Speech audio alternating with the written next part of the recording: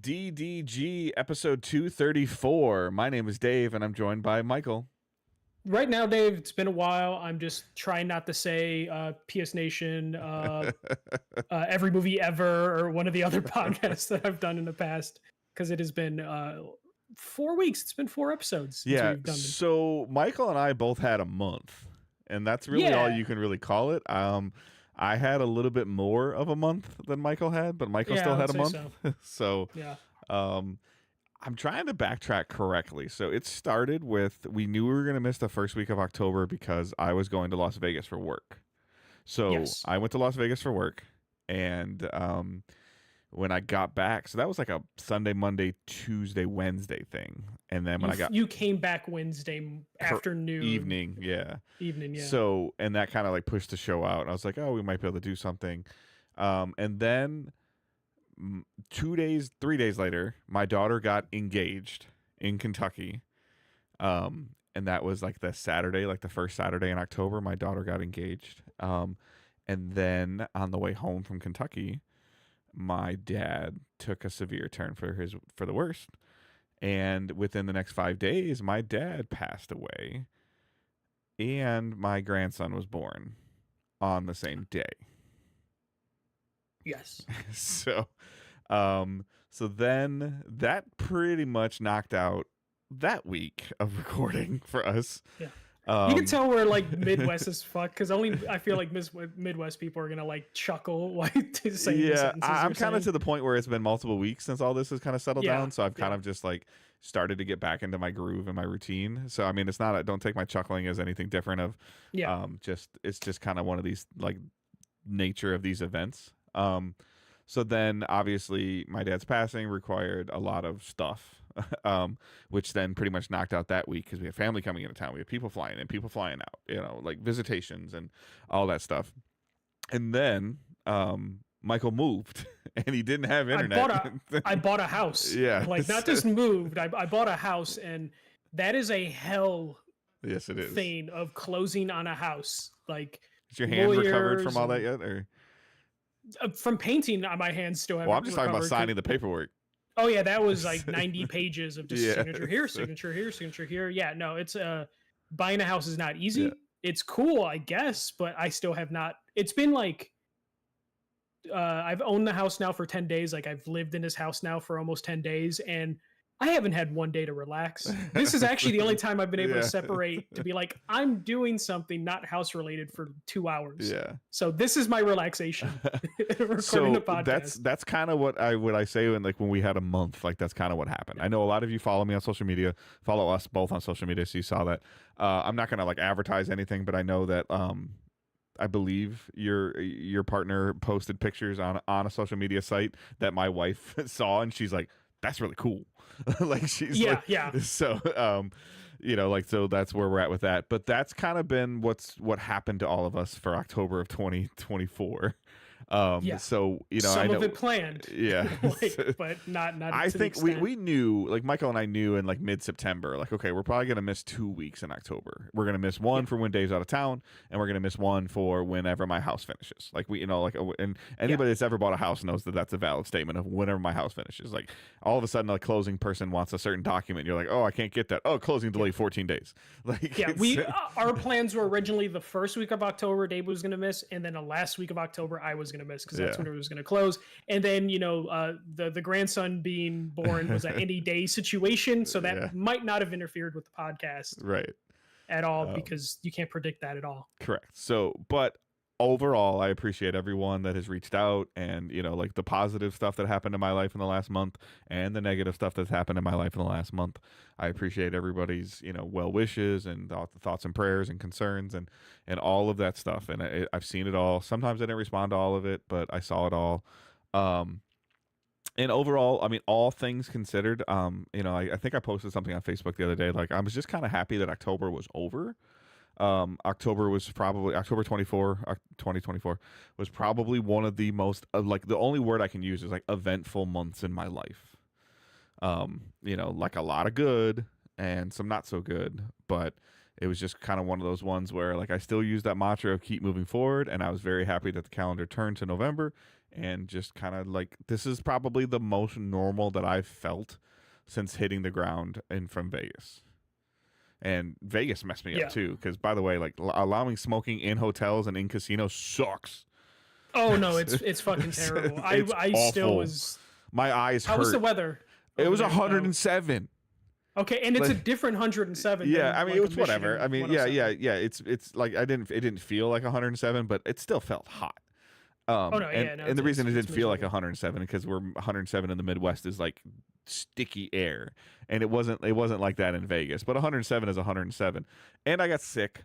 Of course, because I'm sure it was the smoke and the plane and the the long like the lack of sleep and etc. All that stuff that was going on. But all things considered, again, like everybody's been super understanding. I mean, I know I put some tweets out this last month or so of kind of giving people a brief idea what's going on, and everybody's like, hey, family first. Whenever you're ready, you're ready. And I mean, at this point in time, like I don't like I'm not even sure if Michael's 100% ready to record, but here we are. Like this is what we're doing. I have LED lights in the background. That's as close as I've I mean, gotten if to you're being watching ready. us live on Twitch or YouTube, like he's significantly closer to his camera than he normally is. Like he's got, so Yeah. I've been making some on the fly adjustments and some tweaks. And this is what, we do this because we love to do this. And I genuinely mean that when I say that. We truly love to do this. And it bothered both of us that we missed a month.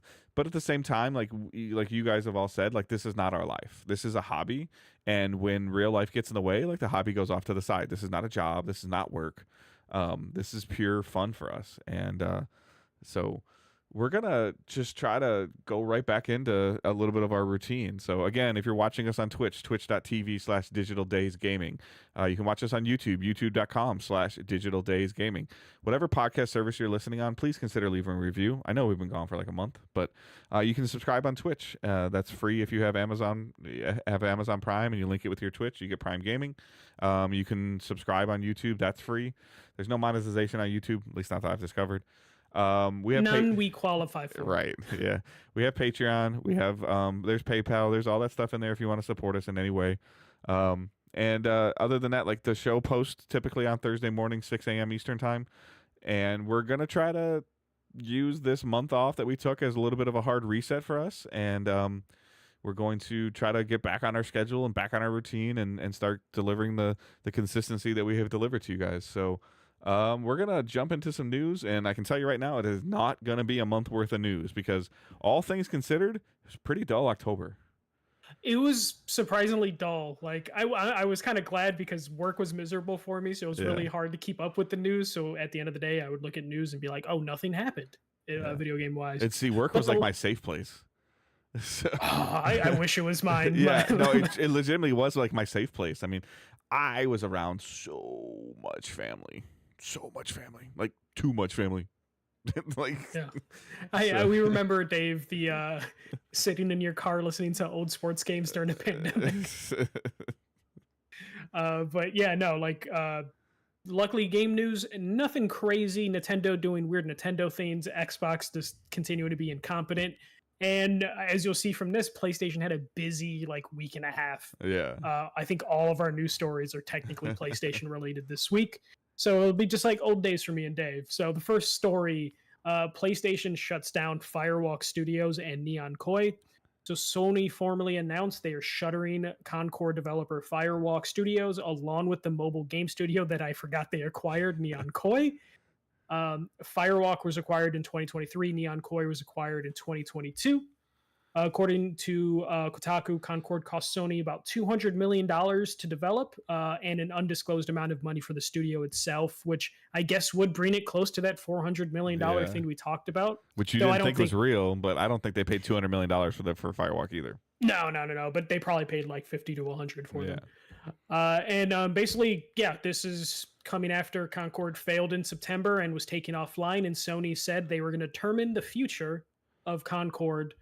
And that future is apparently, let's forget it ever happened and shuttering a studio.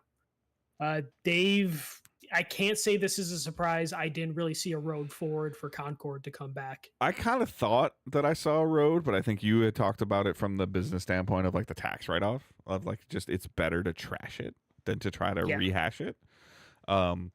Because there was speculation, or there was even like I think some stuff got. I feel like I could be wrong, but some stuff got released, or people were saying stuff of this was still being worked on, like up till like 7 or 8 days ago. Like there was changes that being made to stuff that it looked like it had the potential to go free to play, but similar to other situations, I'm sure they were progressing up these steps, whether figuratively like walking upstairs, and they hit a wall of where it was like it was an immovable wall, obviously, and Sony's like, okay, see ya. Like, so whether I don't know what that wall would be, whether they couldn't back into some kind of monetization into it, the archetype of the game engine or whatever they rebuilt that they had built so much stuff on didn't have the ability to put, like, I'm just using a broad example, didn't have the ability to put a battle pass system in or some kind of progression that unlocked achievements, or the loot couldn't be moved to the loot drops couldn't be moved to some kind of progression system or battle pass system or something. Like, they're probably somewhere fundamentally wrong with it, because I'll be honest with you, the pedigree and the people that are in that studio or that were in that studio, they could have done it. Like I truly think that they could have done it. The gunplay was good. They had the background to do this, to change some stuff and to adjust some stuff. But I just wonder if at a certain point in time the software stopped them. I would imagine there was someone that just crunched the numbers, someone at Firewalk that was like, we need X amount of money to do these changes that would make this game successful. And PlayStation looked at that and was just like, time, money, and also rehabilitation of the IP. And those three things just didn't line up to where it'd be financially feasible. And I think we are seeing a shift in PlayStation, because like I figured Concord wouldn't come back and maybe Firewalk would live on, because they were invested money, but it just seems like Sony is just like, you know what, this is live service thing's not working for us. We're just going to get rid of the studio because maybe we're just not going to go in that direction anymore. I think it's becoming, every month, it's becoming more and more clear why Jim Ryan retired. More and more clear. Like, yes. Yeah. This NetEase game, Destiny Rising, is real.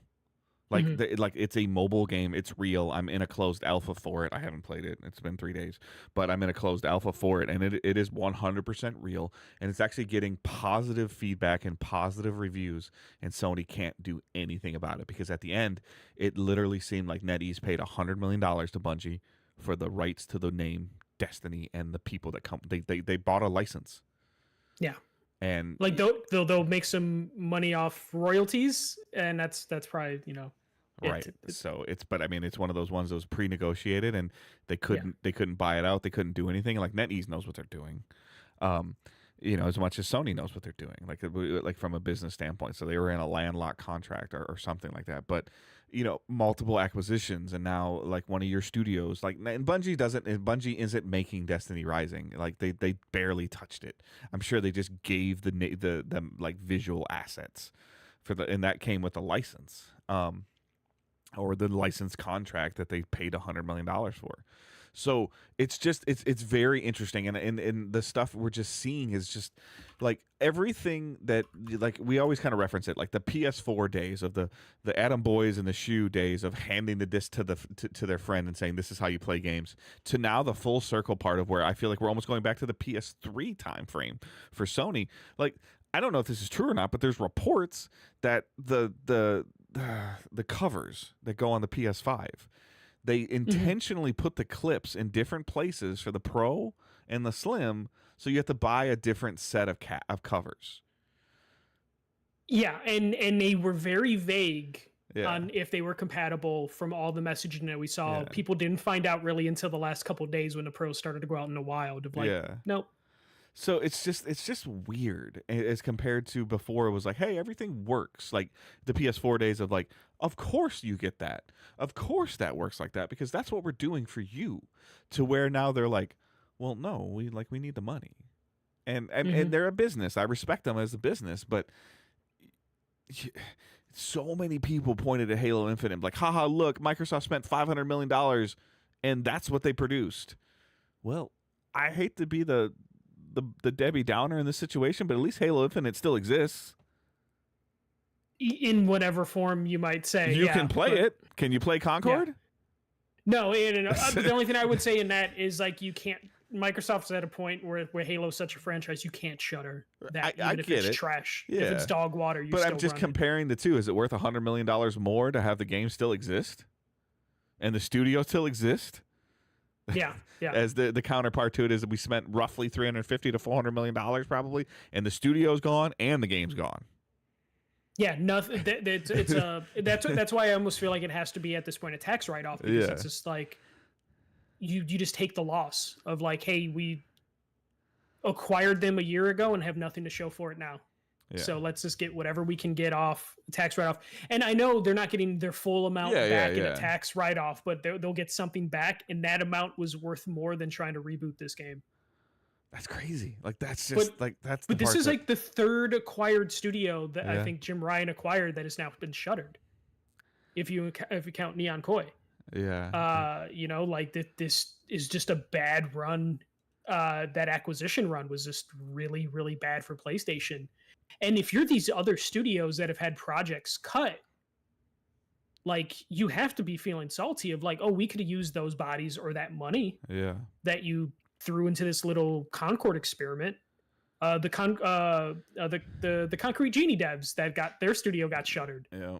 You're telling me they couldn't have been like, give us a fraction of this budget and we'll bust out like another Concrete Genie or some other IP. Or if I'm Haven Studios and we're making Fair Games, I'm scared shitless right now. Like I'm so scared because they're kind of like the last announced service game that we know of this fearsome 10. I don't even know what the hell to call it. It was 12 games and it's already been cut in half. Right.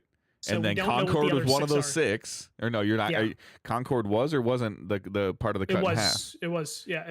It was the surviving. So there's 5 more, and we always counted MLB The Show as one of them. Yep. And now then Fair Games was Last of Us or was Factions in that 6? Yes, it was. So now we're down to 4. And if MLB Show is truly a games as a service, you're down to 3. Yeah, and if you count Marathon, you're down to 2. So, like, what are and one of those 2 is Fair Game. So, what's the other one? Yeah.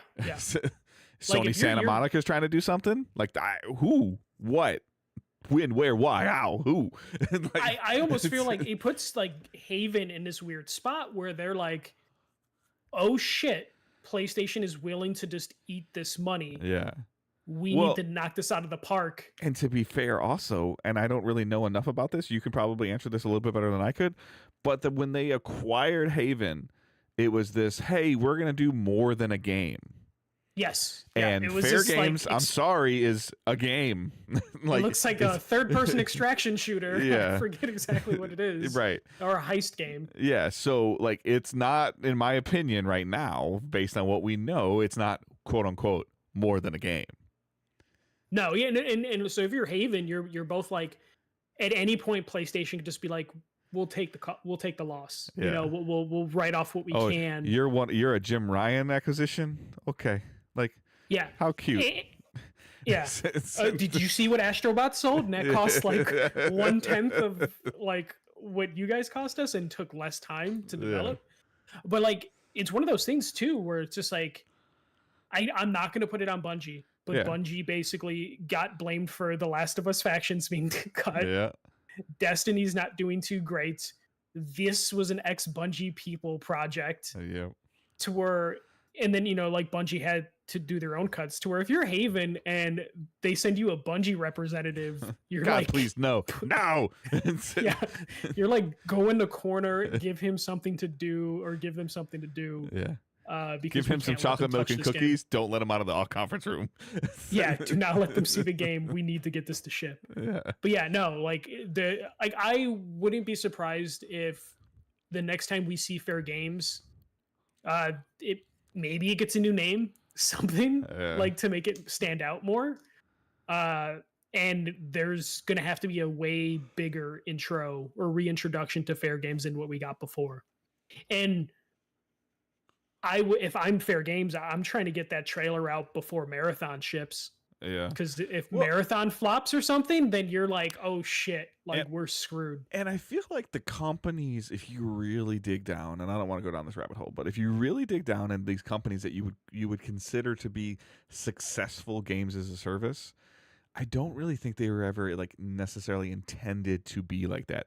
They were boxed product and like that you could buy that kind of evolved into that.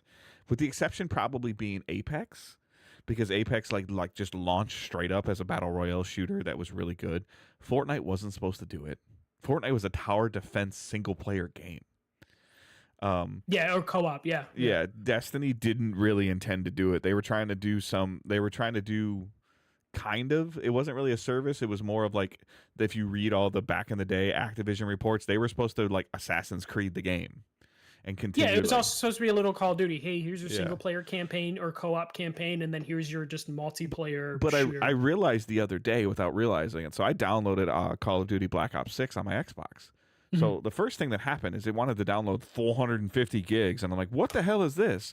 And it was it's a hub now. It was all the Call of Duty games. It was all the campaigns and the multiplayer, and I'm like, so then I started seeing like trophy information out there before, and I'm like, they're like, I can't believe this doesn't have a platinum trophy.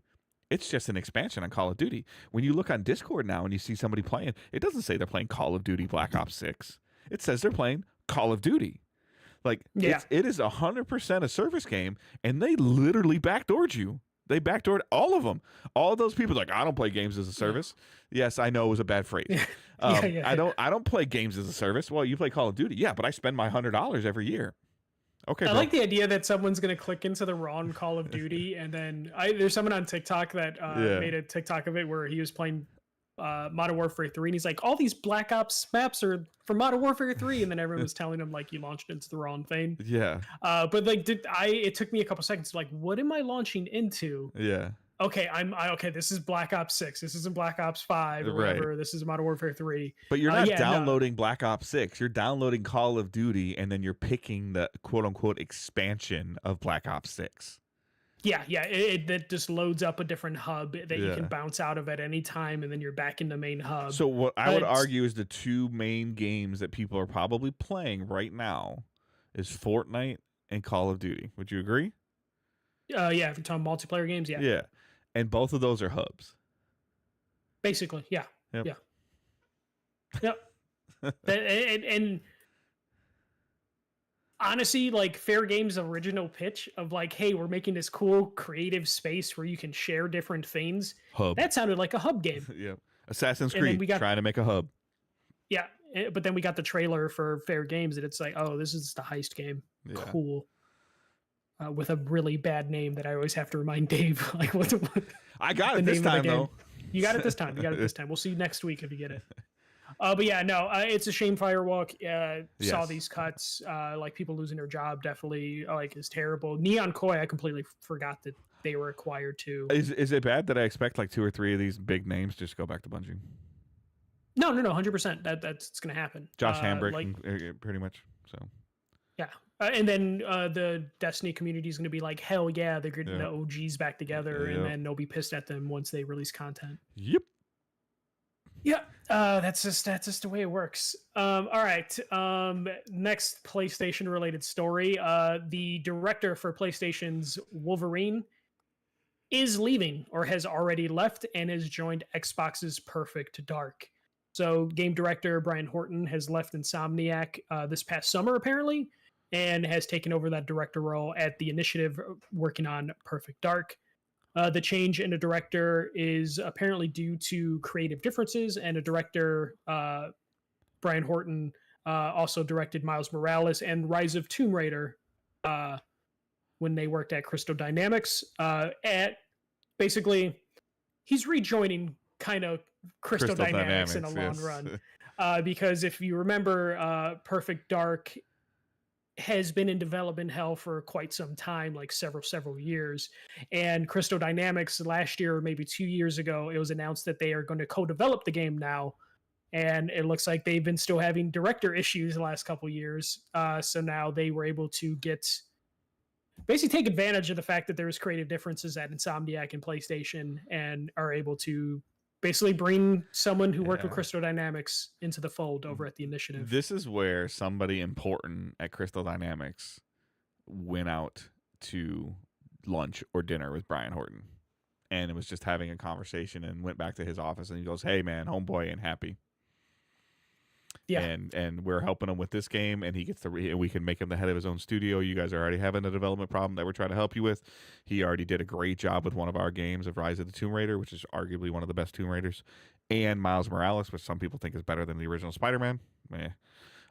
In terms of the content that you got, and whatever the hell is going on with Perfect Dark, this kind of seems like a time frame. I'm a little like, based on you, like when I first saw this last week, I don't even know when it was, I was like, last week. I was like, ooh, that doesn't sound good. But based on that first bullet point you put in there where he left this past summer, I'm a little less concerned about it. If he left now, I guess it's November, but if he this past summer, so if he left in like June or July, I'm a little less concerned about it than if he left in like August or September, because the rumors, and if you're supposed to believe that massive Insomniac leak, was that Wolverine is supposed to come holiday 2025.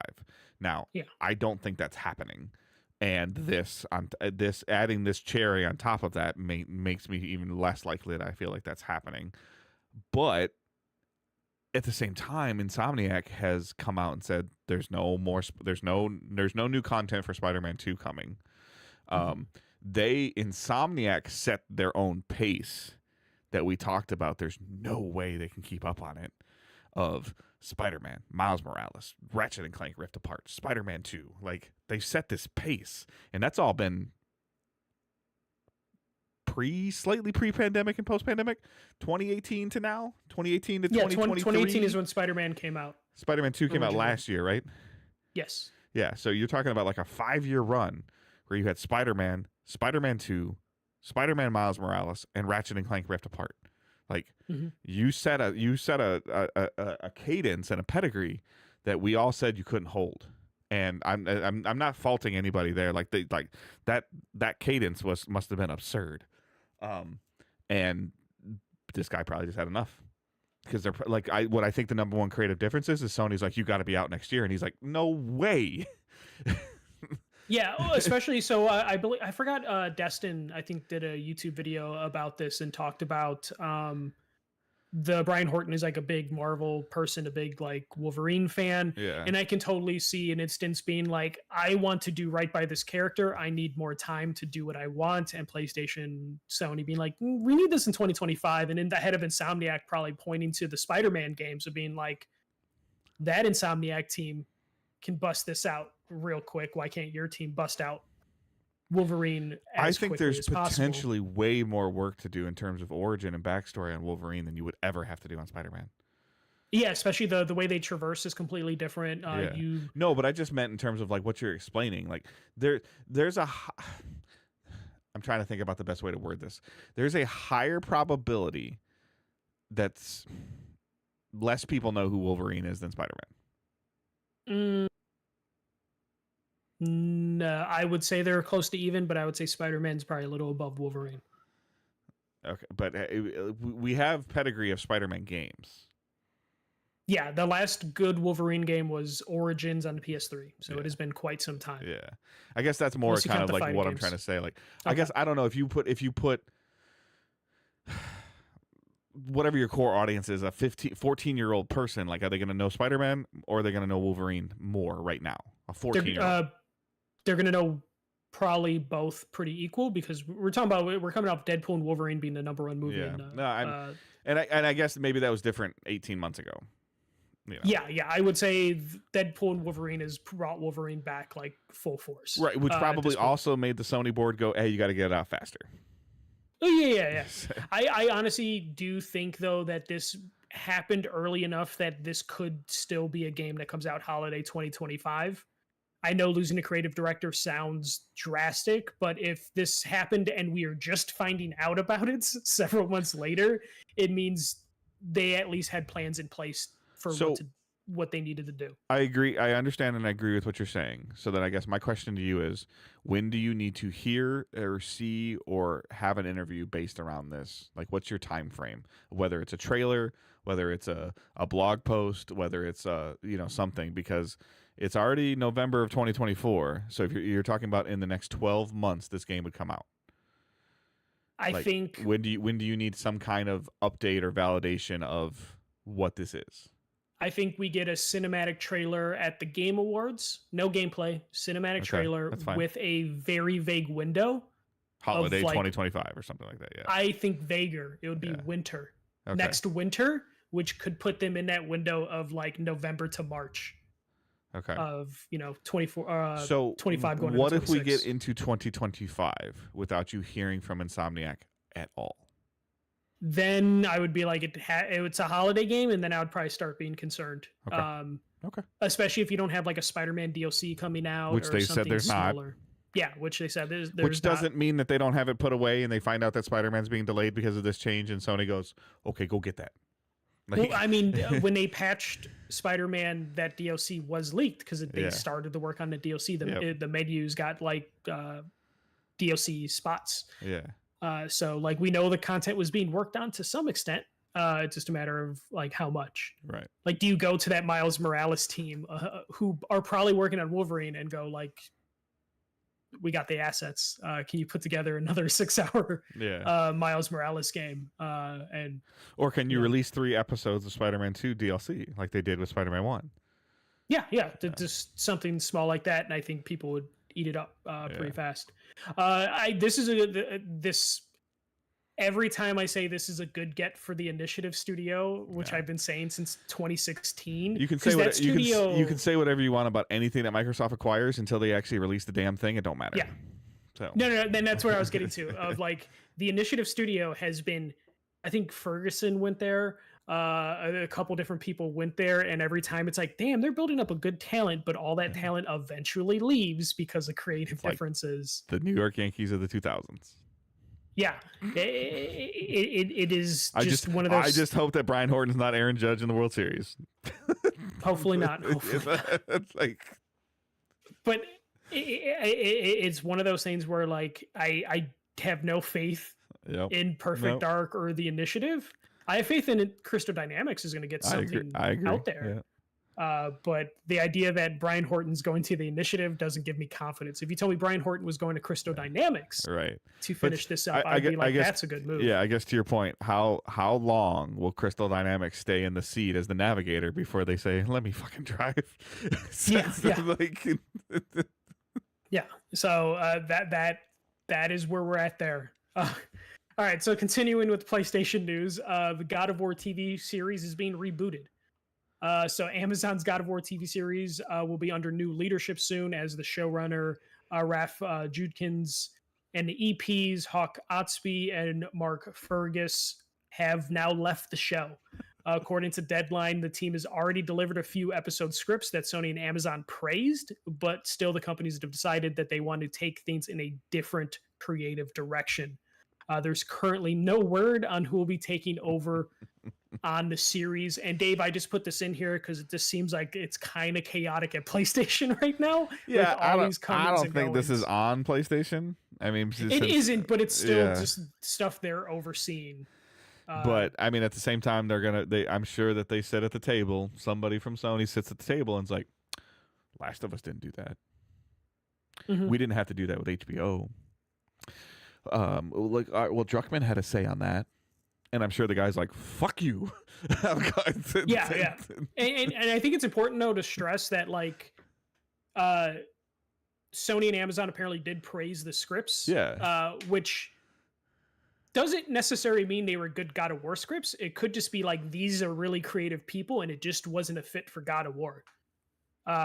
So some people were saying like, oh, they didn't like the scripts, or there's some weird instance there, but apparently they did like the scripts. It just didn't fit what they envisioned God of War to be, which I still don't know what God of War is going to be as a TV show. But do you think that Cory Barlog doesn't get a spin through the script? Maybe you can do that. The only thing is but I'm just saying, like Druckmann had his hands on Last of Us. We know that Druckmann created The Last of Us. Right. Barlog has been working on God of War a long time. No, I understand. But like, I feel like maybe they would, if he's interested, they would, but like, I don't necessarily think he immediately gets you don't a think seat one at of the the table. writers like picks his brain though, and like he went and like talked to him about like what exactly is like the origin of Kratos, and or like, I mean, I know If you there, get a lot of that from yeah, the games, obviously, but yeah. I would imagine, like, especially if they are just gonna do current God of War and they're not gonna do any of the past God of War, which it yeah, sounds like they're doing current God of War. yeah, You probably talk to Barrog and some of the people at that team, but I don't necessarily think they need to be involved because it's technically it is Sony Santa Monica's game, but there has been so many creative directors behind that series that it's not crucial to have them. I do think it is a very tough series to adapt, period. Let alone being like, hey, we're gonna adapt the show, but we're not gonna do it from the beginning. We're gonna do it from the middle. And yeah. that's basically what they're gonna attempt to do here. But I don't know. That's Still one of the things that I feel like current day TV does a really poor job of, is like explaining like, who is that? Why is he angry? Like, yeah, like they're gonna have to have an episode flashback where it's like, I accidentally killed my daughter and wife, and not have anyone laugh at that being like a weird thing to have to explain to an audience of like, how did you accidentally do them? Oh, he Zeus or the god of war tricked me into going into a village and killing people. And it's just like, okay. And you didn't realize it was your wife and daughter? Nope. Like, God of War is very like silly of a premise if you really think about it. So especially in 2025, like especially in 20 compared to mid 90s or whatever. Like, which is why they're starting with like the current era of God of War, because it's at least a little more mature and grounded, but it's still gonna have that weight of the previous trilogy of games that I don't know how you construct into a TV series. Like, I have no idea how exactly they're going to do this. And this just makes it sound like, hey, this is going to be one of those things where no one's going to like see this series for like several years. Like, if they're throwing away the scripts that were written now, we have no one cast yet. They're looking for new showrunners and producers. See, I feel like I thought we had a Kratos, but I guess maybe I'm wrong. Like, I thought we had a character for Kratos, or an actor. I'm sorry, I thought there was a named actor to play Kratos. No, the voice actors, the previous two voice actors were kind of saying like they should be able to play Kratos in the live action show, but nothing confirmed. Gotcha. Okay. Yeah. The Kratos is going to be he's a weird looking dude. Yeah. Like, making Kratos is going to be so bizarre. Everyone else casting is going to be super easy except Kratos. Right. So I don't envy whoever. They have a hard standard to hold to, because the Last of Us did a great job with Joel and Ellie. Fantastic job with Joel and Ellie. Like, but to your point, regular human beings versus a god. Yeah. A god who is his skin is stained with the ashes of his loved ones and has their blood on them as well, and it's just like, I don't know, and he's got to be super buff, or it's gonna look like the movie Powder from the 90s. like you have to figure something out. Oh my for god, Kratos. You're awful. No, I mean, like, no, you're right, but you're still awful. It's gonna be a weird thing for this show. Like, I don't know how they're gonna do it. Unless you CGI Kratos and he's the only character that's CGI. What reference was it in one of the Terminator movies when they showed like John Connor at a young age, or like, this dude's gonna save the world, and he's like 8? Exactly. Yeah. It's like, there's so much like needs to happen for this to go. But that's what's going on in PlayStation. And then the last thing that happened today that I'm like, Dave, we should watch this because it could have important information. Nope. Marathon got a dev update from Bungie. Dave, I watched this. I watched all 9 minutes and 30 seconds of it. 5.5 more than I got out of it. Like, because I was like, first of all, I like Bungie, obviously. I enjoy Destiny. I think it's a really decent game. I haven't played it as much as I, last 4 months or whatever. But I mean this in the nicest way possible. I don't know who that dude is. With all the time time that I spent around Bungie, personally in person, covering the game, talking to people, interviewing people, and I know that they've had a lot of changes. I don't know who that guy is. There's a lot of other people. Joe Ziegler. Yeah. There's a lot of other people that they probably could have put in the front as a front-facing person for Marathon. Not saying that they're doing, like this is probably, I think he's the head of Marathon. Or Game one director, of, yeah. So, but I mean, it doesn't mean he has to talk. There's some other people. I don't even know if the people that I would actually recommend actually work for Bungie anymore after the last 6 months. But I mean, Noseworthy's gone. Luke Smith is gone.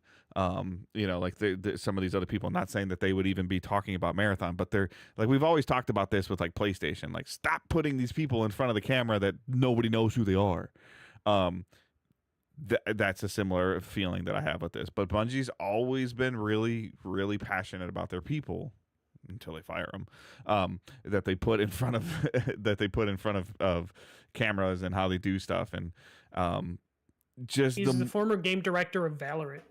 Oh, that's right. Okay, yeah, because that's where they think that Marathon actually took a change in direction. That's right. Okay. But I had to look that up. Yeah. I had to pull that up. The more they talk about this game, the less interested I am.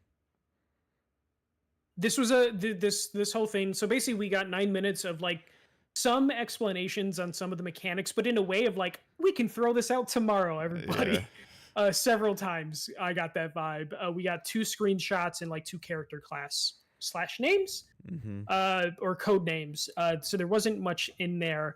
It just seemed like a weird thing to even put out without any sort of thing. Unless we're going to get another dev update next week and then leading to a trailer at the Game Awards, I don't see. You're putting a lot of stock in Sony spending some money on the Game Awards, but they typically don't do. But I think of the years, yeah, I agree, but it's just that the trend in the track record isn't showing where you're talking about 2 possible. They're like the only thing missing is showing Naughty Dog's game off, like in terms of which Insomniac they still and could Bungie. do because they at least they've Game done Awards that at the Game Award. Yes, yeah. Because that's like the first time we saw like the mosquito for Last of Us or whatever, the virus or something like that. The Firefly and stuff, and then like the big shotgun. Yeah.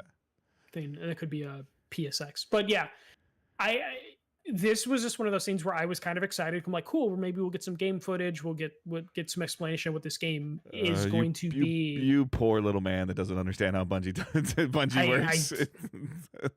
Now I see why Bungie fans are fucking horrible assholes, because this would piss me off every time of just like, cool, I'm gonna get an update on the game that I'm interested in, and then I watch 9 minutes and I'm just like, I want that 9 minutes back.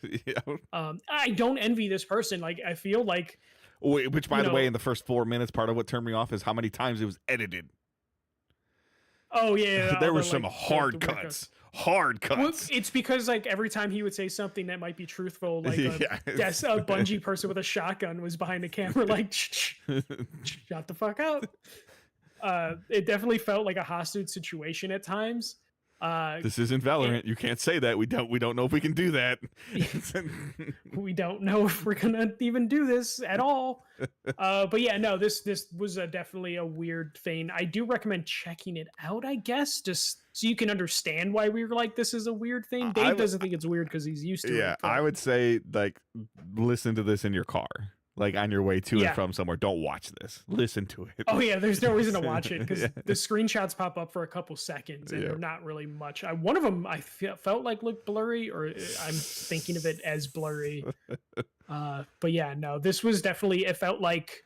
I didn't watch it till the end. Did they give any time frame, any window, like at all? No, I think there was a vague hint of maybe a beta in 2025. A beta. Okay. Yeah, something like that.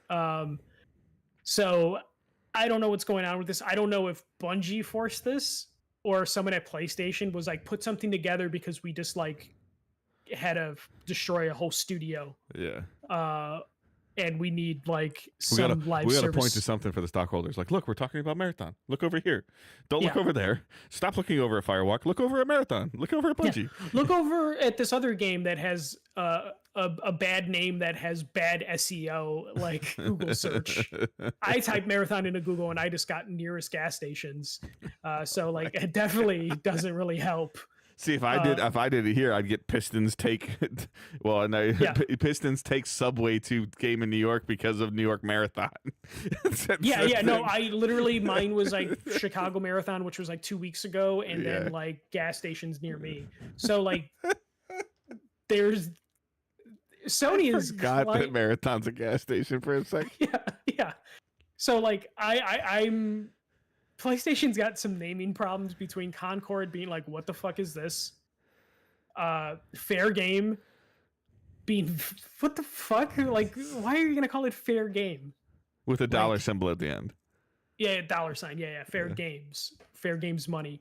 Like, whoever's in charge of naming things needs to have a sit down.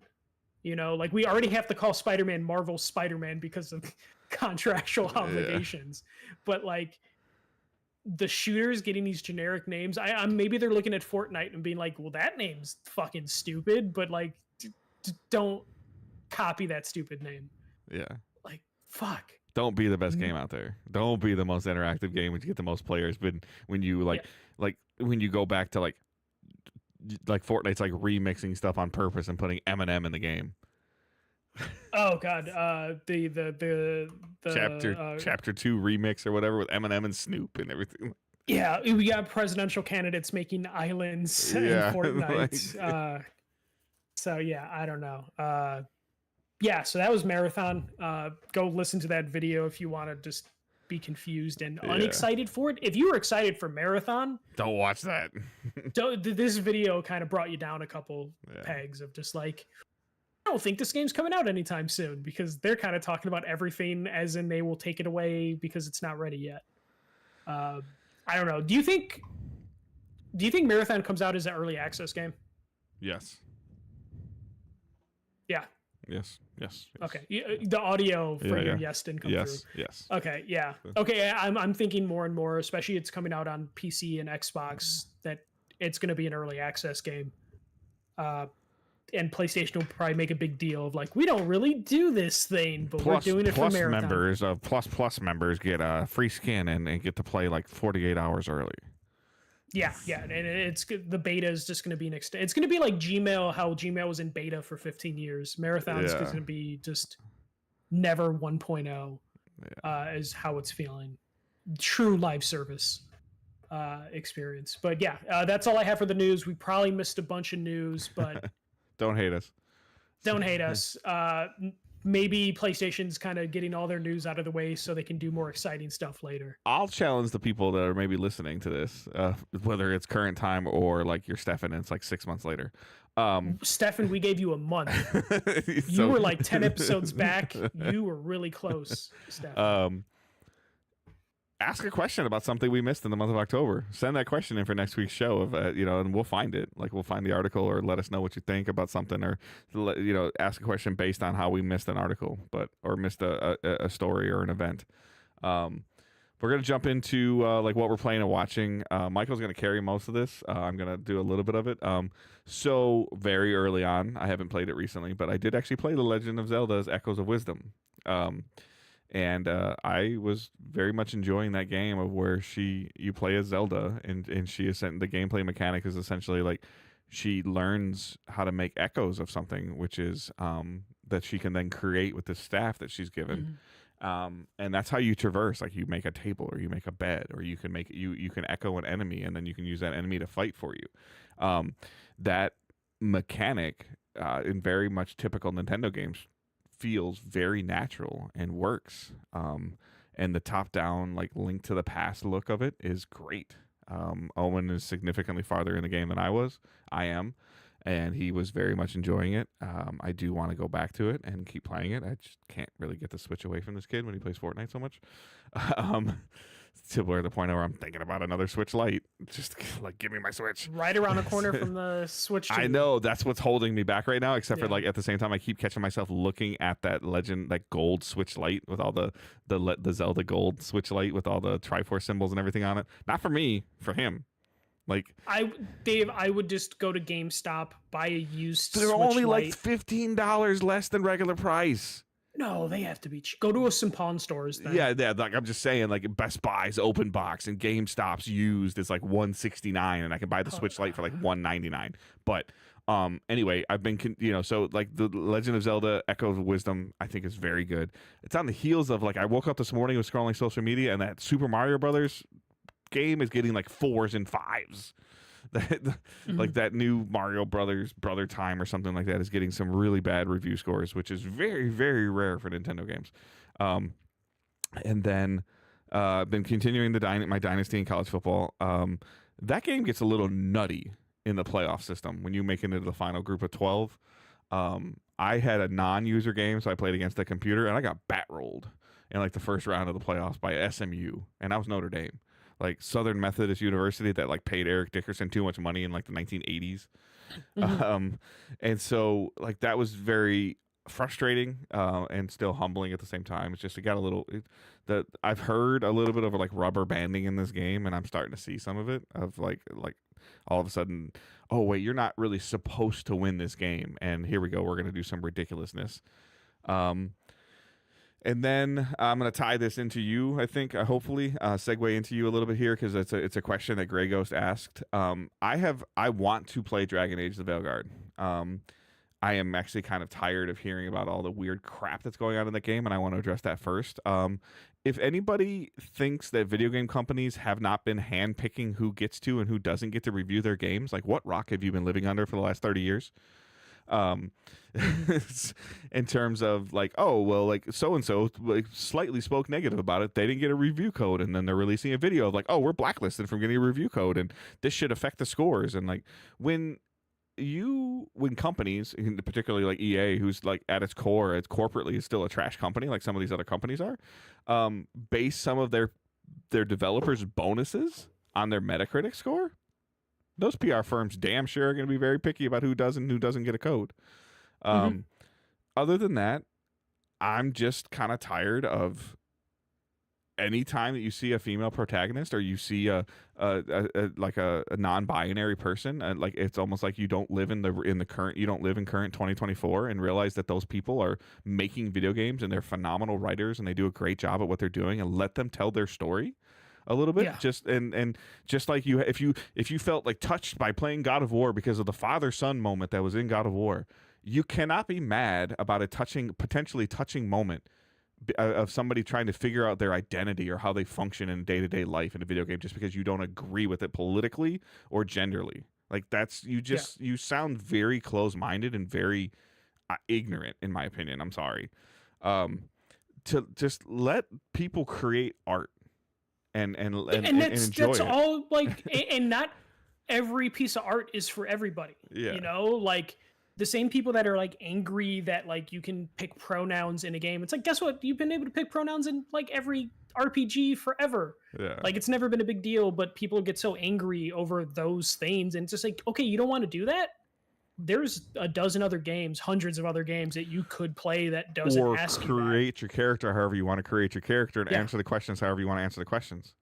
Or don't play this, don't do the quest. Yeah.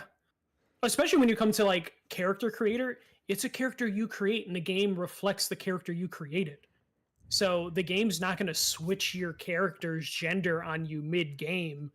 It's mind your own business, basically. You know, like if someone wants to create their character to reflect who they are, let them do it and just play the game you want to play the game. It's just baffling. use it as an entertainment field. I don't care about the original writer of Harry Potter. Therefore, you're not going to buy Hogwarts Legacy and punish the other writers and the other art directors and video game creators that work their ass off on this because you don't like the original creator of Hogwarts or of Harry Potter. Like, stop it. Play a game because you enjoy playing the game. Don't play the game if you don't agree with what the game is. Like that's why your wallet exists, and that's what your human choice. And you can swipe your card or not swipe your card, or tap your phone or not tap your phone, or pay cash or don't pay cash. Like I don't understand. But the crazy thing is, like, most of the people, because I'm not on Twitter as much because Twitter has turned into hellscape since Elon. But it's one of those things where the people that were mad about not getting review copies, when you look at their accounts, they were all negative leading up to the game's release Yeah. to where it's like, of course EA or BioWare is not going to send you a review copy. You're ready to shit on the game over trailers and like, well, and you know, like politics. Same thing. Destin did a video about this too, and I know you probably didn't see this, so I would ask you: do you consider Jedi Survivor a success? Yeah, from a sales everything success. I've heard. I'm sorry. Yeah. Okay. Yeah, a modest success. Dragon Age: The Veilguard is currently outpacing Fallen Order's trend. Yeah, I did see that video. Yeah. But because it doesn't agree politically with some people, they're looking at the amount of like angry people that are like fuck Dragon Age, that are spending so much time checking concurrent player counts for Dragon Age just to see those numbers dip a little. On is arguably the platform that would be number 2, in my opinion, of player count. I think there would probably be more PS5 players playing Dragon Age than Steam players. Yeah, and I believe it ranked or pretty very high. close. So yeah, and I think it was like number 2 in the PlayStation charts. Correct. For the week of release. So just the fact that like those people are mad about review copies, but they're also been pre-shitting on the game before it came out. Like they're gonna try and get the best reviews possible, and you can't fault them for that. Right. Especially if your whole persona is like, I'm the shitty, angry, anti-woke journalist. Everything's a 6 no matter what. Like, why would they give you a code? Yeah. Now, at the same time, it can't be everything's a 10. Like, it's okay to criticize writing. It's okay to criticize decision quality. And they've gotten some 6s and 7s from some of those companies that they sent review codes to. So it's just like, you know, like they're not going to send it to, you know, these people that are just being assholes and have their own weird agenda. It's just baffling. I had a PR director who I'm still currently good friends with now explained to me one time when I was at an event back in the PS Nation days of where, and I don't know the exact things, but PS Nation was a very high tiered independent podcast website at one point in time. That he pretty much kind of said, and I'm going to use very round numbers, like, so, hey, if I get over 100 copies of something, you get one. I'm using a bigger number just to be safe. If I get if I get over 100 potential, if I get a budget that allows me to do an event that I can bring 120 people to, you're coming. If I get a budget for something I can only do 80 people to, you're not coming. Yeah. You know, and he was very clear about kind of like where you stood. There's a guarantee of the world, the GameSpots of the world, the is GameSpot still a thing? Yes, it is. Yeah, yes. Okay. They just had layoffs, but they exist. The GameSpots, the IGNs, of the world, of like these other things are all higher priority. These major mega corporation websites are higher priority because they have the data and they have the traffic to warrant that. Yeah. And the people that didn't get review copies, a lot of them are just shitty dude who hates the world on Twitter, didn't get review copy. And it's just like, of course not. Like, why would they send a copy knowing that there's a high chance you're going to shit on it? Right. Like, and also there's a real issue like on both ends of it, of just people just assuming that they like deserve a review code for a game. And it's just like, just buy the game. You didn't get the review code. Okay. Tough shit. If you play on PC, there's like $17 a month and you can play it. Yeah. If you're truly about like, that's where I'm at right now. Like that's where I'm at right now. Of like, okay, like, am I gonna like this game? I don't know. I really don't know. Do I care if I spend $70 in the game? A little bit. Like, yeah, I do. Like a little bit, I care. But if I spent $70 and I didn't enjoy it, I spent $70 on worse. I spent $70 on dinner today for 3 other people, not myself. But am I more willing to pay $18 and find out that I actually enjoy this game and then spend another $70 so that I spent $90, or am I going to keep paying $18? I don't know, and I haven't made that decision yet. Yeah, one thing I don't get is like so many of these like angry dudes are just like, always scream about ethics and journalism and favoritism and all that stuff, and it's just like, hey, if you truly want to show like, you know, unbiased opinion, put your own money down. Yep. Acquire the game.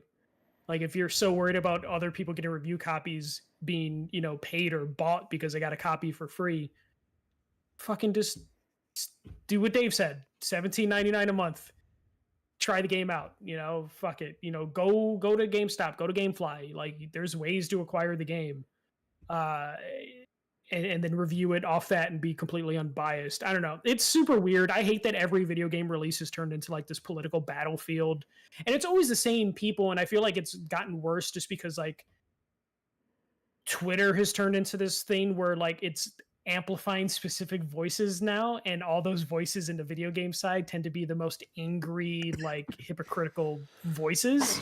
And it's just, oh God, it's just so frustrating. Like, I just want to play the Dragon Age game and have fun. And I've been watching, we'll transition to it now. So I've been watching Sarah play Dragon Age in between all of the house stuff. And from everything that I've been watching, like several hours of it, it's gorgeous as hell. It looks really, really fucking cool, really nice. Like, I was worried about the art style being too cartoony, but actually seeing it in motion and actual gameplay, it looks fantastic. The characters, which people have been like, oh my God, the characters and writing is so like, woke and shit. Like, it's fun writing. The characters have been really well done. It's a little campy from time to time, but Dragon Age has always been that way. And I really think they've, like, gameplay wise, this is probably the most friendly Dragon Age game for a newcomer. It's part of why it's been sparking my interest. yeah. Gameplay is just so much snappier now. It's got a nice flow on it. It's not like a complete open world game. It's like a hub world sort of situation too. So it's a little bit more linear, which would help newcomers to an RPG. So you're not jumping into like this big open world thing. You're kind of doing like linear quests from this hub world. You can kind of pick and choose which direction you want to go, but for the most part, you're always going to your home base and then heading back out. It's a really well done Dragon Age game. It definitely, I'm not going to say like BioWare is back, because this is only one game after like 3 or 4 flops in a row. But it definitely feels like they're on a right path to where it's just like, okay, I can see them doing another Mass Effect game after seeing what I've seen in Dragon Age. About like maybe like several hours for me watching it. And because Sarah is the one who's obsessed with the Dragon Age franchise. And I've always been mostly an audience member for the Dragon Age franchise. But yeah, no. It looks like this is like what you wanted from a Dragon Age game. It sucks it took 10 years since 2016. 10 years, I think. Yeah, I think they said 10 years. Yeah, 10 years to get here. But it seems solid. Again, some of the Go ahead. Some of the writing seems a little campy, but I don't mind a little bit of campy writing from time to time. Are you seeing anything that you think would be an instant turnoff for me? No, like I was worried they would hit too hard with like romancing and stuff like that. But from what I've seen so far, you can take that as far as you want to take it. Like, I think it's pretty obvious to tell, like, okay, this dialogue option is a little flirtatious and I could take it that way. If you want to pursue it, but someone like you would just probably play it straightforward. If they ask you a question and it's related to the mission, you're not going to be cheeky and pick the option that's a little bit more flirtatious. You're just going to pick the let's go kill the thing. Yeah. But yeah, no, I think this is like probably the most friendly Dragon Age game for newcomers in a while. It seems like a good mix of like the art style from Dragon Age 2 with a lot of the gameplay that from Inquisition, just a little bit more friendly and active. And all the companions have been great so far. Met all the companions except the one. We just met Amaric, the old guy. I think there's one more companion after him, and all of them have been really good. It sucks you can only have 2 companions with you at all times. Makes you really have to divide up your team a little bit. Yeah, it sounds like the little bit I was hearing too. You can't really build them out either. Like, you can't really like go. They're more like directed and like, and it's just it sounds like from a couple people they're saying there's just a couple things that they wish they would have done that they've done before and they didn't do this time. Yeah, it definitely, there is remnants to where, so back 10 years ago, I know someone who did a focus group for this game. And at the time, the focus group was heavily geared towards, we're making this a Destiny game. Like, this is going to be a multiplayer Destiny-like experience. That was 10 years ago, or like 9 years ago. And as we know from all the stories over the last 10 years, this game has been rebooted several times. There are instances where you see this game and you're just like, holy shit, I see the live service stuff. I see the Destiny stuff that used to be in this game that you tore out and then try to build a Dragon Age game. You still see the foundation, even though the house is a little different. Exactly. Yeah. You, just how some of the arenas that you're doing the combat in feel some Destiny-like thing.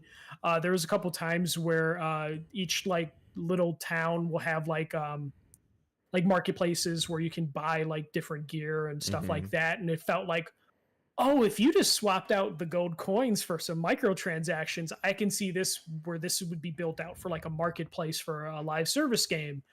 So there are instances here where it's just like, okay, you can't really do too much to build out your companions, but if those were real people and they had their own individual characters. Somebody talked about that in one of the, either I read it or heard it, and they talked about the marketing, like the way that the game is being marketed. He said, and I could be wrong, but he said, I don't think I heard the word Veilguard in the game once. No, I'm pretty sure they've said Veilguard a couple times.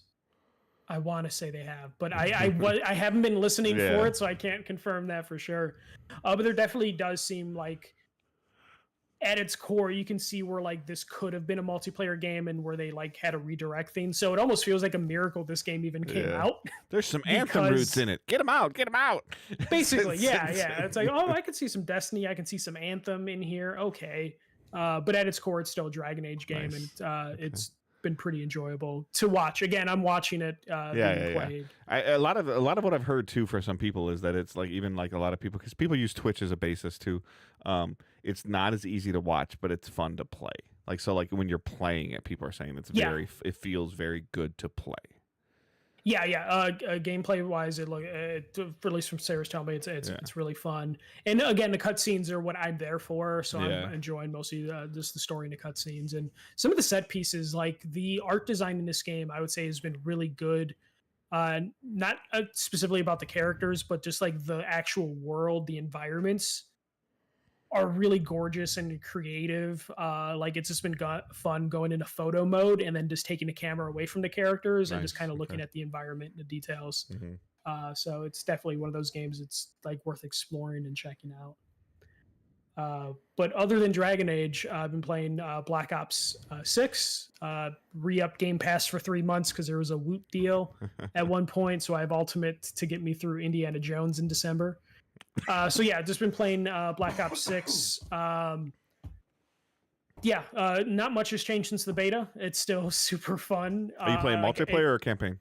Just multiplayer. I'll probably do campaign sometime this week. Okay. I did buy a second PS5 as well, so like I gotta hook up second PS5. I'm playing on Xbox right now, but I realized the beta I mostly did on PlayStation, so it took me a while to get used to the Xbox controller again because I have not picked up an Xbox controller in quite some time. Yep. But yeah, no, the beta had a decent amount of maps. I think it had like 6 maps, so I think I've played a handful of other maps since then, and it's still just. It's really good. Like it's another one of those things I want to say like return to form for Call of Duty, but like I feel like this will stick with me more than Modern Warfare 3 stuck with me. My measuring stick for for Call of Duty multiplayer is like, are you still playing it like around Super Bowl? And that's the thing is like, will it stick with me? Because like I remember talking about Modern Warfare 3. I'm like, this is really fun. And then after like 20 hours, I was like, okay, I'm kind of done. Yeah. Some of it has to do with your crew, like who you're playing with. Are they getting on there on Tuesday nights? Are they getting on there on Friday evenings? Whatever it is. Some of it has to do with at its core, like you still have to be having a good time with the game and not feeling like you're getting pub stomped and feeling like you're progressing and moving forward and getting better and having a good time. Those are all things that are all necessary. And it's hard to say like early on in November if that's going to hold water. Yeah.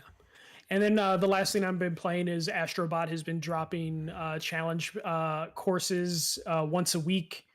I'm pissed off that Johnny is a boy. And the first week, he's got like 0.4 second difference time than me. And it's driving me crazy. I couldn't beat it.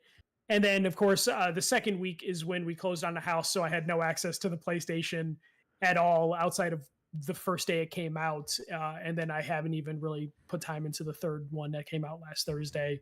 But those have been really fun when they do come out, and then just trying to challenge myself to have a better time.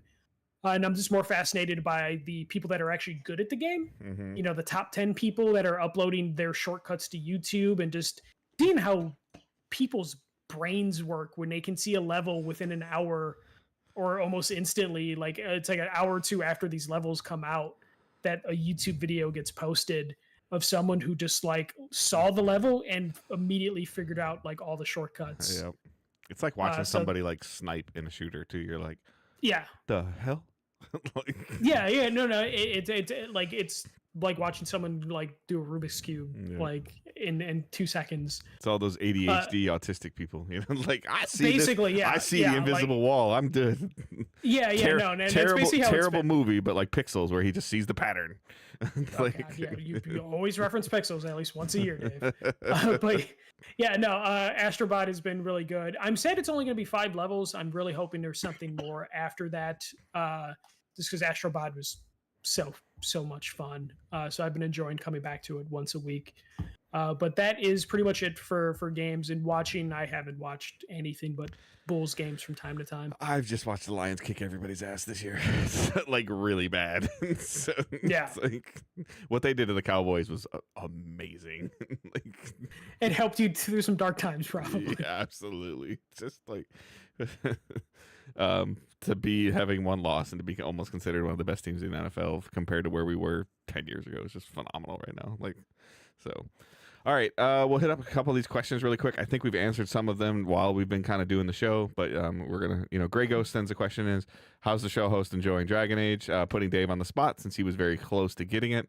Glad you guys are back, but also glad you had the time you needed. Thank you. Yeah, it came out on Halloween, which is a little weird, and I was like, oh, I'm off on that day. I'm going to buy that, and then I forgot it was like Halloween, and there were some other things I had to do, and I was also still kind of in like a little bit of recovery mode, but I'm trying to think about, like, it's already early November, and then I'm already like, well, Thanksgiving is far, but Thanksgiving is close. I'm going to Indianapolis. My wife's going out of town a couple weekends. Like, there's a lot of stuff going on. So I'm just trying to figure out, like, there's a part of me that's even just debating about just dropping the $120 on EA Play Plus or Play Pro for, like, the whole year, because my daughter enjoys, like, The Sims. So, and we did find out you can do it on more than one system. So it's like, because there's the part of me like that, oh, do I spend the $18 and then I play Dragon Age and I'm really enjoying it, and then do I then spend another 18, or do I spend 120 then, or do I buy it? We're 3 weeks from Black Friday, so right. It's like, gonna drop down. Yeah, so or do I just drop the $120 and just not worry about it anymore, and other people in my family can possibly enjoy it? So that's all the crap that's like rattling around in my head right now, with physically sitting down here in this chair again, doing something, playing a game down here, which I haven't done in a long time. But, overall, Michael's not playing it. He's watching it. So, like we just talked about. Andy Sum puts in, give us a wrestling minute on recent WWE/Crown Jewel.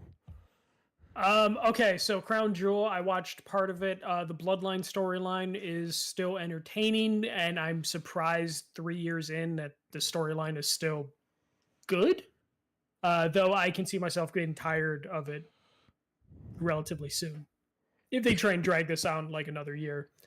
I think it's silly that there is a Saudi Arabia championship now called the Crown Jewel Championship, that the title will only live in Saudi Arabia, and then they're going to give the wrestler that won it a ring.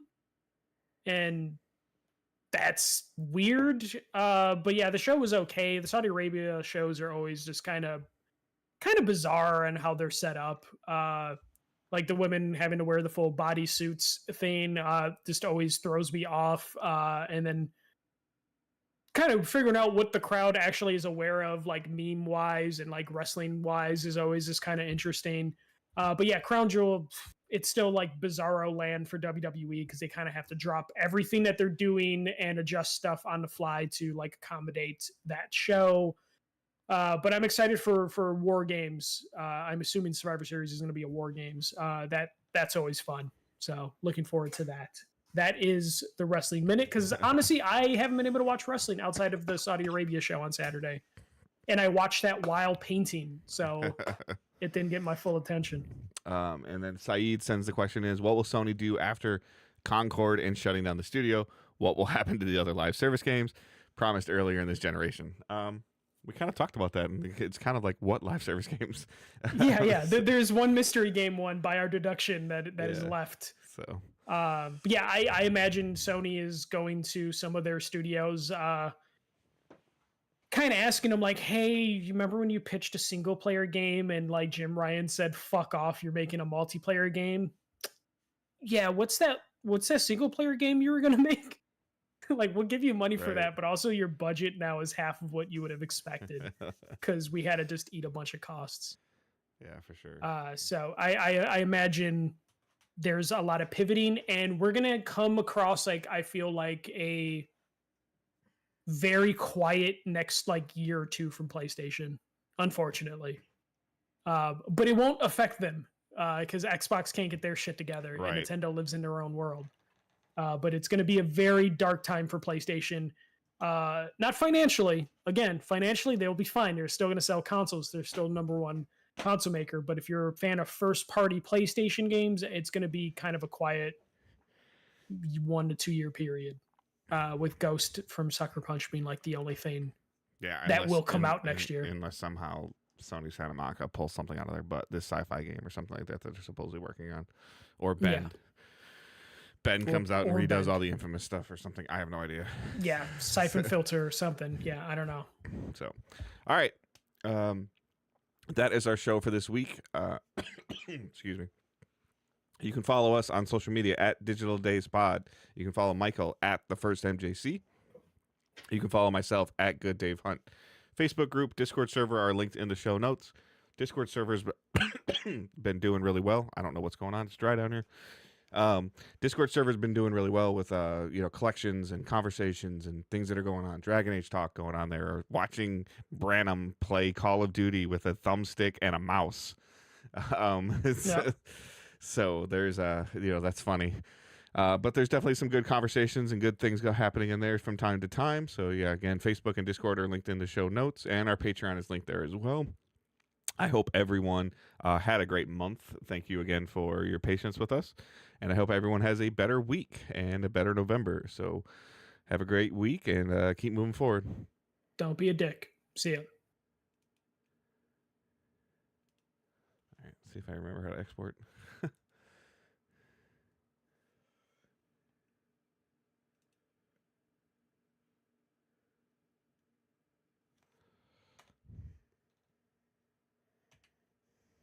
$234, right? Yeah, 334.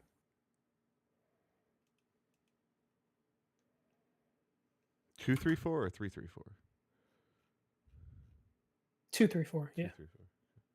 234.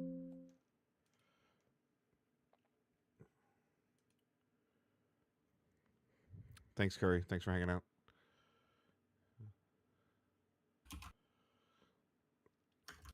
All right. Thank you guys for hanging out in the stream, chilling, watching us, and hope everyone has a great night.